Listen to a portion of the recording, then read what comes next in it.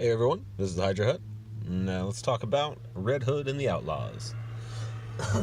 This is the start of a new arc, so it's a good jumping on point if you haven't been keeping up with Red Hood and the Outlaws. If you want to take a look at what's been going on in the past with their stuff and you don't exactly just want to read it, check out Master Chudy's YouTube channel. I'm pretty sure he covers most of these because Red Hood is his jam. Anyway, I was reading it during the Bizarro arc, but I just stopped because my LCS basically stopped buying them, and I didn't feel like putting them on my poll. But now they're back, and I'm probably going to put this one on my poll because I am a big fan of this. Also, we got a digital code, so I'll be giving that away. If you make it through the video, feel free to take the comic. First come, first serve. You know the drill. So I want to start off with this cover. I think this cover is fantastic. I think it really speaks to what type of villain the Penguin actually is, and it's also a good indication of what type of hero the Red Hood is. So, I do want to say that I prefer Red Hood, Jason Todd, as a villain. I think the idea of a villain trained by Batman is far cooler and far scarier than just another Bat Family clone, albeit Jason looks pretty awesome with his new mask setup. But overall, I would prefer Jason still be a bad guy, because it was a good idea for a criminal.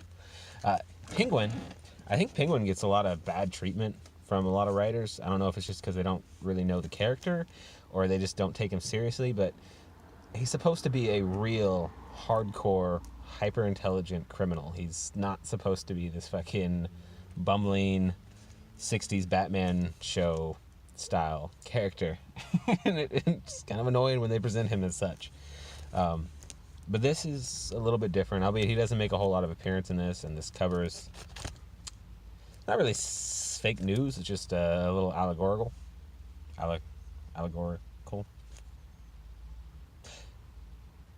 It kind of references what happens as an overall rather than anything in specific. So, this is by Lobdell, Soy, and Gandini. Dexter Soy is my new hero. The man is a legend, and I love him. I want to see him I want to see him drawing everything, because, oh man, look at her. Look at Artemis. She is so hot. It starts off with Artemis confronting Bizarro over his new addiction. So like I said, if you haven't been reading it, then you probably don't know that Bizarro is hyper intelligent now. And he's that way because Lex injected him with liquid kryptonite. Because he is Bizarro Superman, kryptonite doesn't hurt him. It just makes him extremely intelligent. So like he basically became omniscient. Unfortunately, as the kryptonite ran out of his system, he could feel that intelligence slipping away, and he became immensely scared of going back to the way he used to be. And it's very much portrayed as an addiction, which is great. They managed to work real-life problems like addiction, which is freaking huge, into this comic without being heavy-handed. And it's perfect. They did a great job. And again, Dexter Soy, Jesus Christ, what you're doing with her is fantastic. Look at her! Oh my God! Artemis is fucking hot. This whole scene is really good. It's basically Artemis confronting Bizarro about his drug addiction, and she convinces him that it's better to go back to the way he was than to be addicted to this and turning into a monster. And it seems like he agrees, and she convinces him to basically break up with his addiction, which is great. And we're going to cover that a little bit more.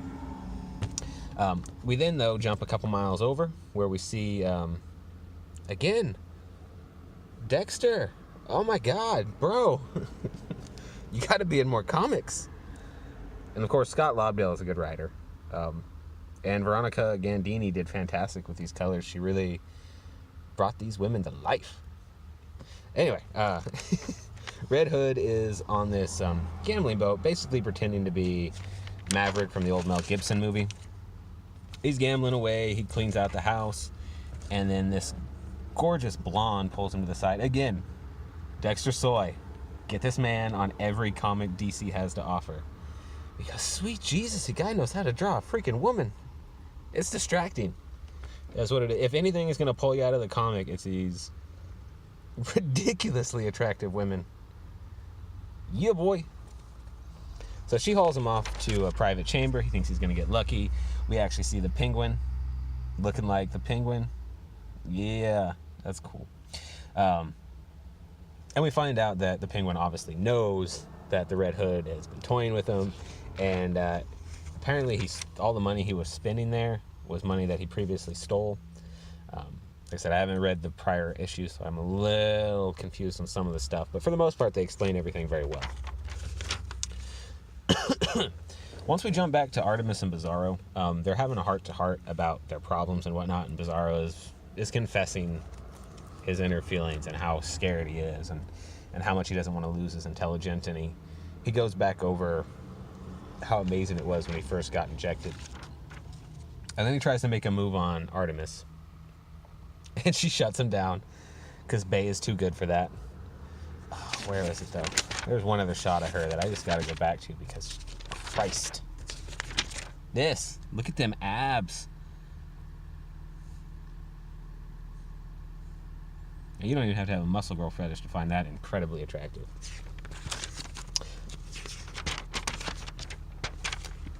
Anyway.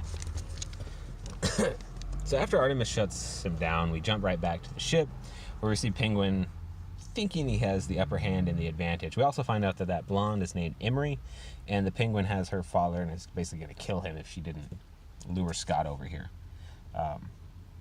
Good on Penguin for finding just a banging rando, though. Yeah. Of course, Red Hood had this all planned out. They shut down the central power, which caused a large ruckus, and our boy Scott managed to get out of the Dodge. Scott. Not our boy Scott, Jason Todd. Red Hood. He got out of Dodge. Sorry, I kept saying Scott. I've been thinking of Scott Lobdell. We finally get to see Bizarro break his addiction and basically drain this liquid kryptonite as Artemis watches over him, and we think that that's finally done and over with. We then jump back to a restaurant where we see Jason Todd talking with Alfred, basically discussing, like, is it right to be doing what they're doing with criminals? And Alfred drops some wisdom bombs, as Alfred does. Again, Dexter, my man. Look, this girl is supposed to be somebody's granddaughter. She's just delivering something. Also, Todd's looking mighty fine, no homo. But anyway, she's supposed to be just a normal, easygoing, innocent, good girl style character. She's the granddaughter of somebody that these people know.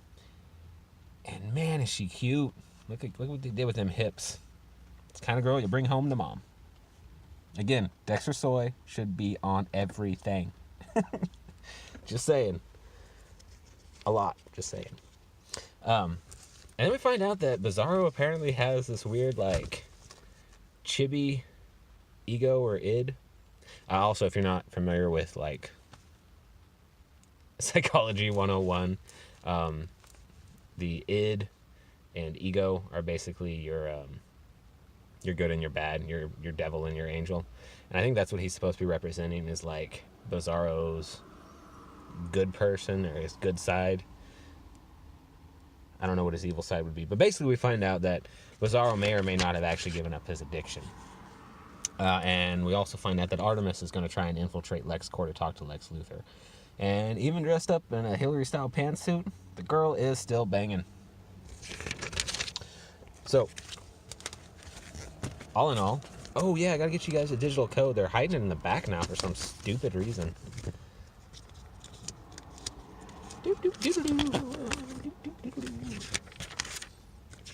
Yeah, so they're doing new figures. They look kind of chintzy, though. Business is coming. Send his ass home. All right. So if you actually made it the 10 minutes of my umming and ahhing and stuttering, then you've earned this code, sir or madame. So it's dc.com/redeem. This is your code. Get yourself a free copy of the Red Hood. It's well worth it.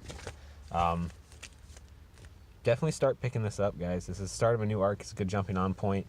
And if nothing else, get it for Dexter Soy's art. The man is a legend.